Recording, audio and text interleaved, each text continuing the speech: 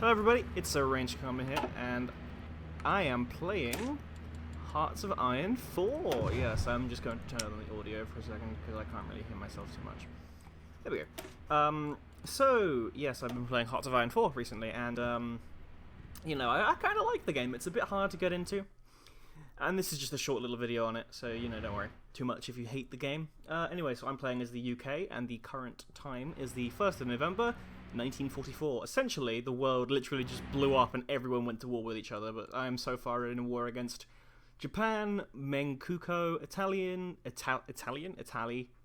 Hungary, the German Reich, or Germany, or whatever, Siamese Empire, don't know what that is, the Neo-Ottoman Empire, Nationalist Spain, and the new Afghan Empire. And I'm also against the Soviet Union, the Mongolia, and Xinjiang. And so yeah, things have escalated rather rapidly. So I'm playing, as I said before, I'm playing as the UK, and I'm pretty much top tier right now. This is like very late game stuff, you know, national spirits and all my advisors and everything.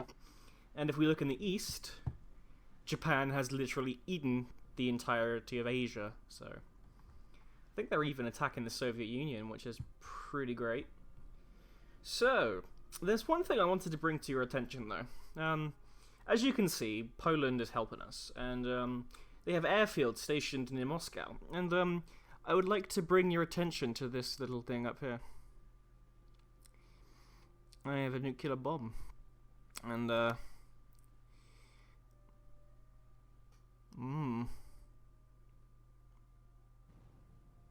yeah. So I wanted to drop a nuclear bomb in this game because I haven't actually seen them yet. So I want to have a go. Let's see what it's like, shall we? So hang on, let's slow the game down a bit. There we go. You can see it's on its way. Oh, there we go. Boom. Ooh, atomic bombing of Moscow. A city many and tried and failed to conquer. Moscow was the target of a nuclear attack today.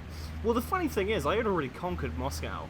Like, I actually had troops in Moscow, but like, I moved down south to attack Stalingrad, and the allies up here, like the French and the Luxembourgians and the Belgians and the Americans. I know Luxembourgians isn't a thing, but you know, it sounded like everything else, so I just said that.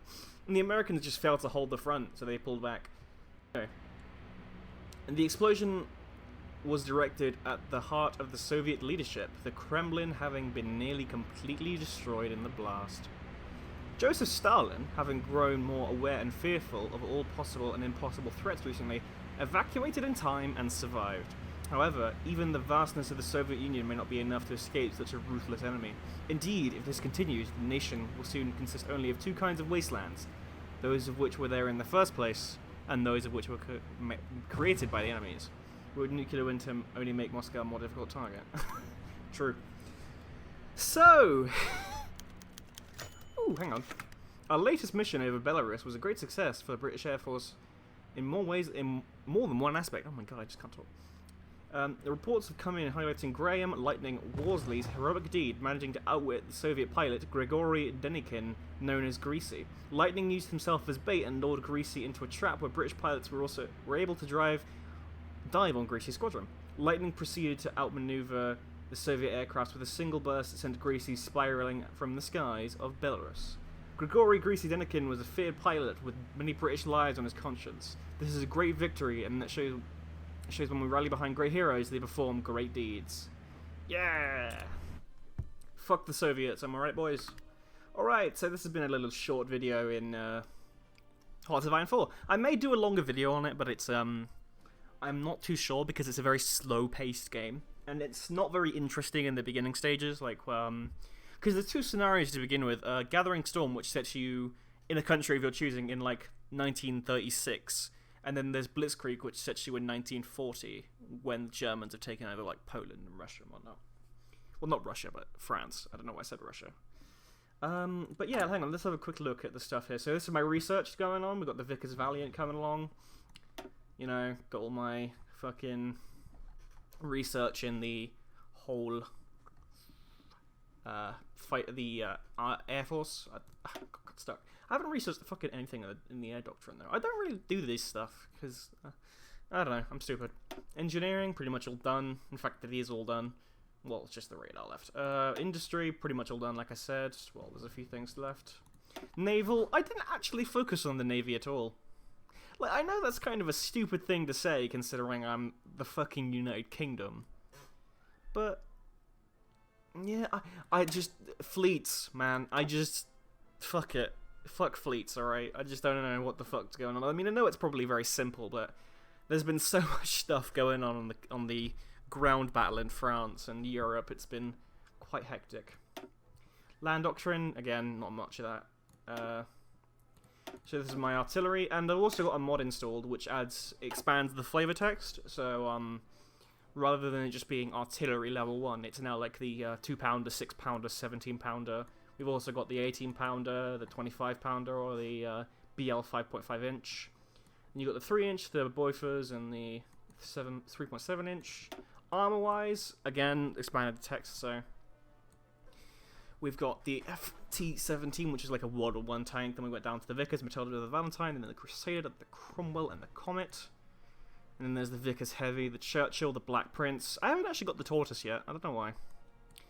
And also, as you may have noticed on these leech little things here, you can actually research variants. So you can get like a medium tank destroyer, a medium artillery, or a medium AA gun, which is nice. And the Centurion. And finally, for support battalions, yeah, I haven't researched them either.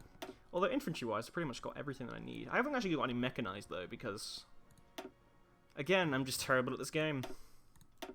But yeah, this has been giving you a brief rundown of pretty much everything, you know, like technology-wise, which I think is very interesting. Diplomacy, yeah, things are fucked. Trade, yeah, I'm pretty much begging the US for stuff. Building stuff, more nuclear reactors and more factories. Production, I'm producing the Lincoln Mark 1, which is basically an upgraded... You can basically upgrade versions of planes and infantry equipment and stuff, which is kind of cool. Valentine's Comets and stuff like that, which is rather nice. And finally, I am not actually producing any more units. I've got 31 in my army, and I honestly think that's enough. Like, I don't have too much manpower, and I haven't really needed them, honestly. And also I'm staging a coup in the Soviet Union, because fuck you. Alright, so, you know, the nuking part, and then a little bit of a bonus is into, like, having a look at some of the British tech tree stuff and everything in Hearts of Iron in the late game stages, because, you know, there's not too much stuff involving the late game on YouTube currently, I guess, I don't know. Sorry, I have some stuff on my pop filter, that's very weird. Alright, thank you very much for watching, and I shall see you next time. Hello everybody, it's ArrangedKarma here, and I just wanted to say a few words to say thank you again, because, you know, as of the 12th of June 2016, I hit 300 subscribers, which is incredible. It's incredible. I don't know how else to say it. I mean, I hit 200...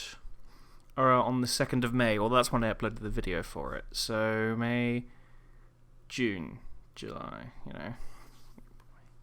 So I hit it like a month ago-ish, and I've grown 100 subs in about a month, give or take, which is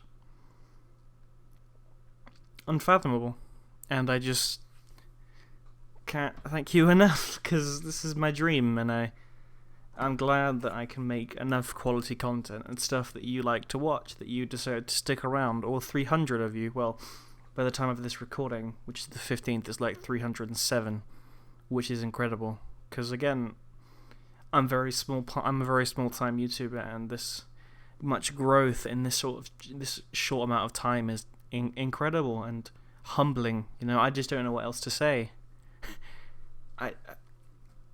Thank you. That's all I can really say. I think when I reached 100 subs, or maybe a bit before that, at some point I said I wanted to get 1,000 in 3 years, and if this keeps up, we'll have it by like December or something,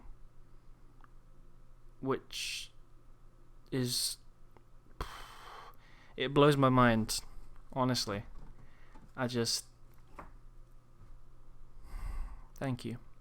thank you for sticking by me, supporting me, watching my content, and leaving comments and saying such wonderful things. And I hope that I can, provide you with a bit of happiness and joy, especially in the wake of some rather horrible things that have been going on in the world, So, thank you very much for watching. And, yeah. See you next time.